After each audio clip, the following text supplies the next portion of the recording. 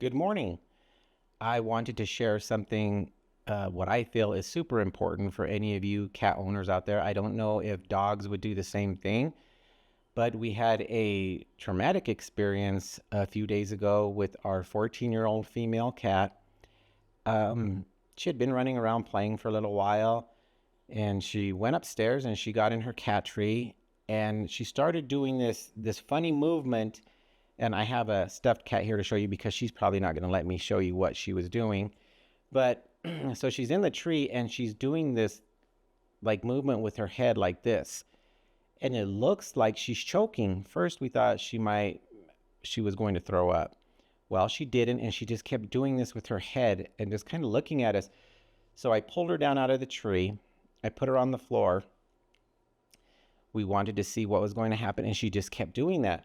So I told my wife, is she breathing? And she was putting her hand around her nose. She says she's breathing lightly, but she kept doing this movement. So my wife starts tapping her on the back. We're thinking that she's choking on something. And then the panic sets in. I pick her up, and I'm doing what I thought was proper. And I'm thinking I'm doing like a Heimlich on her, which I don't even know if you can do on a pet at this time. Since this experience, we haven't really taken the time to look this stuff up. We're just trying to recover from what we thought was happening that day. I mean, we really thought she was going to die. So anyway, she keeps doing that movement, and I'm holding her, and I'm picking her up to see what's happening, and she just goes limp, just totally limp in my arms. I don't know if any of you have ever experienced something like this, but the thought that your pet is dying in your arms and there's nothing you can do, or you don't know what to do, it's terrible. Well, I pick her up.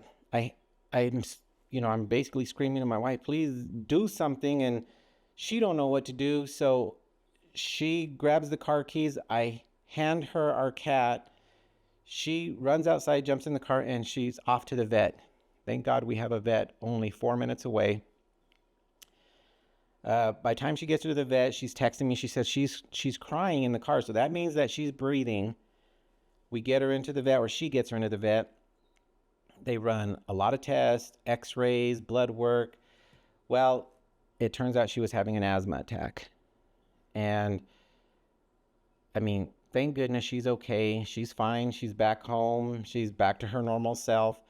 They did have to give her a steroid injection to open her airways. They did say there was inflammation around her lungs, and they believe that it was caused by all this wind that we're having in Colorado.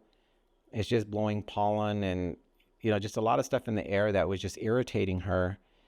I believe that once my wife got her in the car and she got some air from outside, even though that's could have been what stimulated this, was the air from outside blowing around inside the house and just settling. And once she got her outside, I just felt like she somehow got a breath of fresh air and she could breathe. Well, that doesn't mean that you can just, if you see your cat having this problem, you can just run them outside and they're going to breathe. We did ask the vet about that, and they said probably not. Your best bet is still going to be to get them to a vet as soon as possible, because they're going to need an injection so that they can open them airways as quick as they can. Well, with all this in mind, her name is Booties, and now she is going to have an inhaler for the rest of her life because her asthma is starting to flare up worse than it ever has.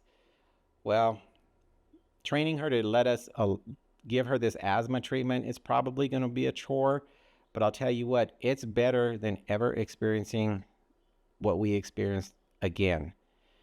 So this wasn't clickbait. There was no big reveal at the end.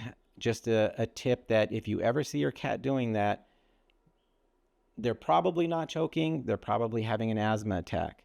So if you believe your cat, or maybe your dog, I don't know if it's the same with the dog, but if you believe your cat has asthma, you probably want to get them checked out and get that inhaler for them and start training them on that inhaler. Because I promise you, you don't ever want that feeling of your pet going limp in your arms. I've had her for 14 years. It was very traumatic.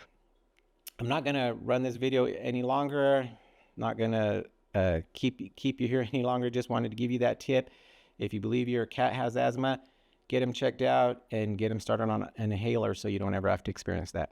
All right. Thank you for watching. Have a good day.